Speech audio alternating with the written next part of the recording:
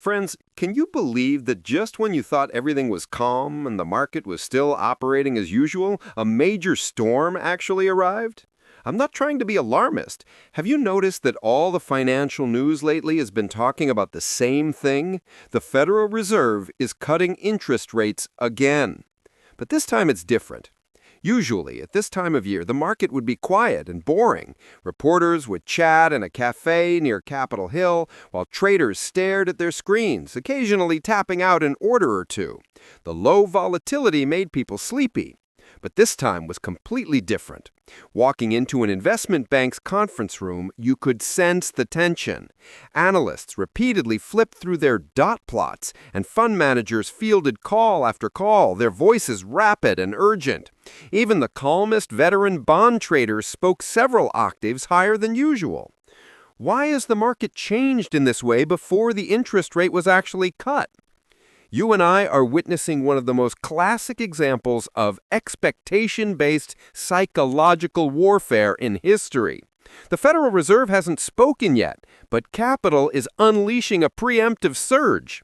U.S. stocks have been rising for several days, and tech and AI stocks are booming.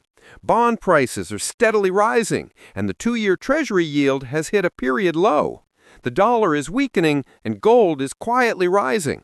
Even emerging markets like India, Saudi Arabia, and Brazil are being fueled by hot money for some reason. All of this tells me the meeting hasn't even begun, yet money is already rushing out. The question is, why is capital so anxious when the interest rate cut hasn't materialized yet? Could this global capital migration have begun prematurely? More importantly, where will the money ultimately flow this time? Will it continue to pour into U.S. tech giants, or will investors turn and flee to safe havens, such as gold and energy? Will it create a false boom in emerging markets, or will it plunge vulnerable countries into the abyss? For ordinary people like us, the truly crucial question is, in this inevitable flood of capital, will we be swept away, or will we step in and capitalize on the momentum to turn the tide? This isn't a joke. It's a redistribution of wealth. Hi, I'm Daryl Hart. You must watch this episode until the end. After the interest rate cut, I'll explain the three possible capital flows so you can prepare in advance. Let's pause and revisit this. What did Powell say at the recent Jackson Hole Symposium? He made just a vague statement. Policy adjustments may be necessary. There was no time frame, magnitude, or details. Yet the media, institutions, and Wall Street all interpreted this statement as September. A rate cut is a must. Then what happened? Financial headlines became bolder and bolder. The Fed is about to start easing. A rate cut is a foregone conclusion. The market went wild. Investors frantically followed the trend, and eventually even ordinary retail investors rushed in. Do you understand? This is a classic example of psychological warfare. They don't need promises. They just need to allow the market to mistake illusions for reality. The problem is that all the positive news has already been overdone. When it finally materializes, it won't be a celebration, but rather a bearish response. The current market is like a big show before it even begins. The audience is already on its feet, applauding and throwing flowers and streamers onto the stage. However, the actors haven't entered the stage yet, and the script hasn't begun. What if the final performance isn't what you wanted to see? At that point, the applause will instantly turn to boos, and the revelry will turn into a stampede. The stock, bond, and foreign exchange markets will all reverse overnight. Ultimately, ordinary people who don't see the truth are always the victims. Brothers, have you ever seriously considered why the market is so easily manipulated just by a few vague hints? The fundamental reason is simple. The Federal Reserve's independence has long been shattered. The White House wants to win the election and needs a strong stock market to help achieve that goal. Wall Street wants low interest rates to maintain their leverage, and the media wants stories, traffic, and eyeballs. These three forces work together to force the Fed to use ambiguity to numb the market. This is no longer scientific monetary policy, it's pure psychological warfare. You and I are the most vulnerable pawns in this warfare. Now, please ask yourself seriously, can your wallet withstand the uncertainties of this round of interest rate meetings? This is the most realistic question. When many people hear about interest rate cuts, their first reaction is monetary easing is coming. Good news! But history has proven time and again that interest rate cuts aren't a universal gift. They're precisely the watershed of capital migration. Some will be propelled onto a speeding ship sailing toward a new land of wealth, while others will be swept away by the flood, leaving no trace. The only difference is whether you can foresee where the money will ultimately flow. Can you maintain a glimmer of clarity amidst the collective hypnosis? Next, I'll take you back in time to examine what happened to the world each time the Federal Reserve cut interest rates over the past 2 decades. In 2001, for example, the dot-com bubble burst, forcing the Fed to cut rates. The market's immediate reaction was, bailout, good news. But what happened? Investors didn't keep their money in tech stocks. Instead, it flooded the real estate market, pushing it to an all-time high.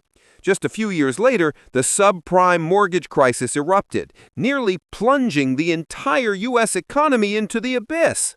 The lesson? Cutting interest rates won't save old bubbles. It only helps inflate them bigger. 2008 was even more devastating. Lehman Brothers collapsed, sending Wall Street into mourning. The Fed slashed interest rates to zero and initiated quantitative easing.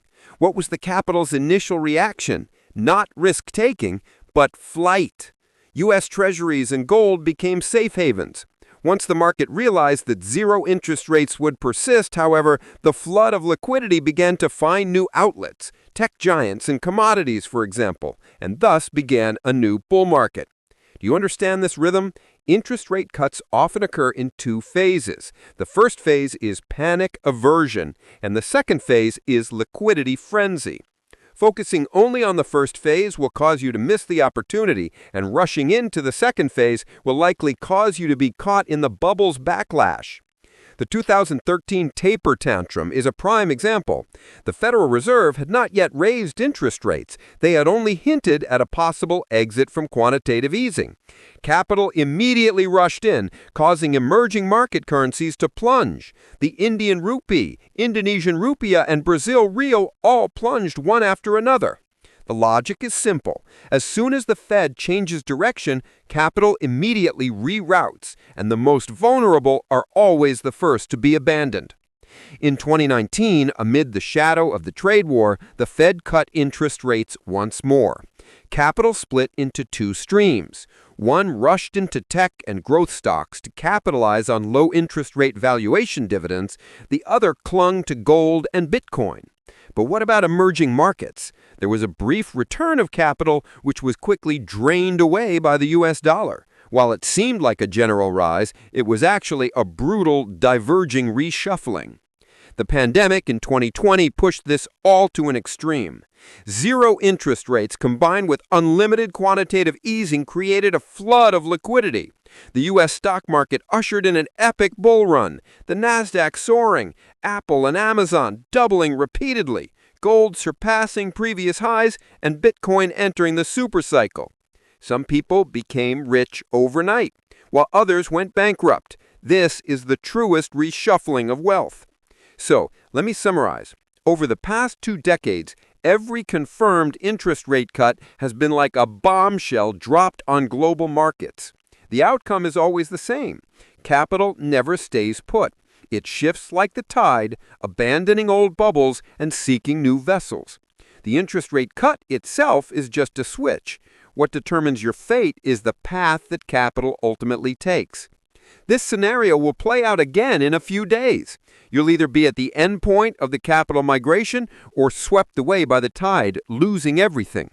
If you still think what I just said is too macroscopic, don't worry. Next I will explain the 3 possible capital flows after the interest rate cut, one by one, and I will explain each one in very detail to ensure you understand and can identify the corresponding situation immediately. Scenario 1. The Fed is more dovish than expected. If the Fed cuts interest rates and directly hints at the start of an easing cycle, global markets will explode instantly. The initial reaction will be the stock market will surge. Sectors like technology, AI, and semiconductors will surge first, like dry firewood mean gasoline, igniting quickly and fiercely. The US dollar will weaken, giving gold the opportunity to surge, and emerging markets will rebound sharply. In the short term, it's a feast for the senses. But remember, this frenzy is entirely a facade fueled by liquidity, not improving fundamentals. Tech stocks may rise, but if economic data doesn't keep up, the bubble will burst quickly. Emerging markets may seem promising, but as soon as the dollar rebounds, capital will instantly withdraw, causing a stampede. Gold will rise in the short term, but as soon as economic indicators improve, investors will immediately sell, causing prices to drop. In this scenario, the direction is clear. The strongest short-term performers are tech leaders and AI chips. Gold and emerging markets also have